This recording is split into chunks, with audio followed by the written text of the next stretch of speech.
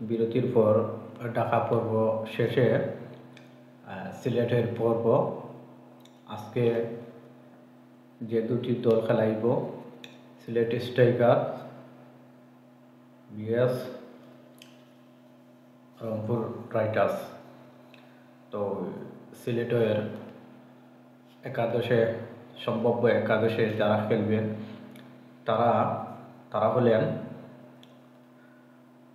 আরিফুল হক অধিনায়ক। ওনার উপরে টিমের সমস্ত দায়ভার আরিফুল হকের ওপরে থাকবে। তিনি পুরো টিমকে নেতৃত্ব দিবেন।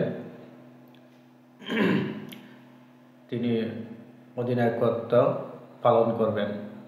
ওপেনিং পজিশনের রনিত তালুকদার, বর্তমানে তিনি ভালো ফর্মে আছেন। আপনারা জানেন বিপিএল প্রথম ম্যাচে 38 বলে 40 রানের একটা দুর্দান্ত ইনিংস রনিত তালুকদার খেলছেন।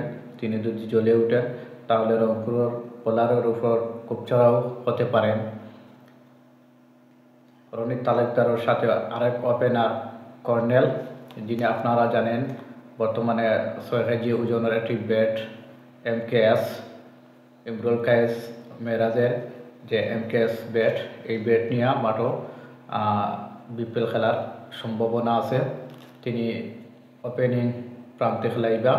আর তিনি কর্নেল, তিনি যদি একবার জ্বলে উঠেন তাহলে রংপুরের বোলারের উপর কীভাবে চড়াও হবেন তা আপনারা ভালোভাবে বুঝতে পারছেন। 3 নম্বর পজিশনে খেলবেন আরিফুল হক, যিনি অধিনায়কের দায়িত্ব পালন করবেন। 4 নম্বরে খেলবেন জস মুন্সি। তিনিও দুর্দান্ত বর্তমানে ব্যাটিং করে যাচ্ছেন। তার উপরে বিরাট একটা দায়িত্ব থাকবে।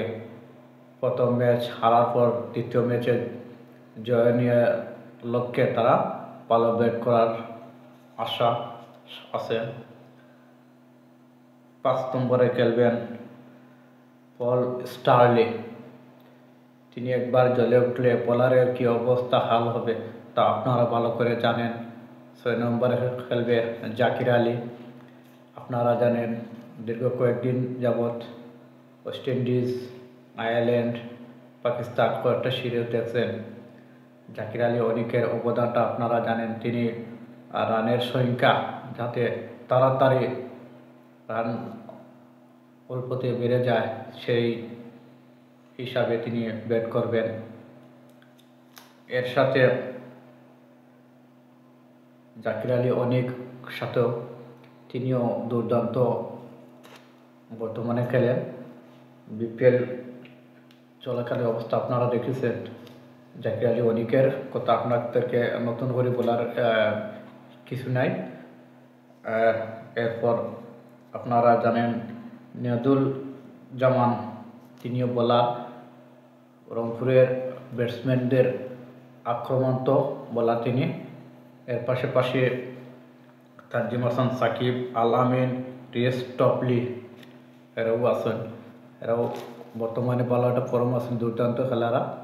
তো আপনারা কাছে রইল একাদশ কেমন হইল আপনারা জানাইবেন।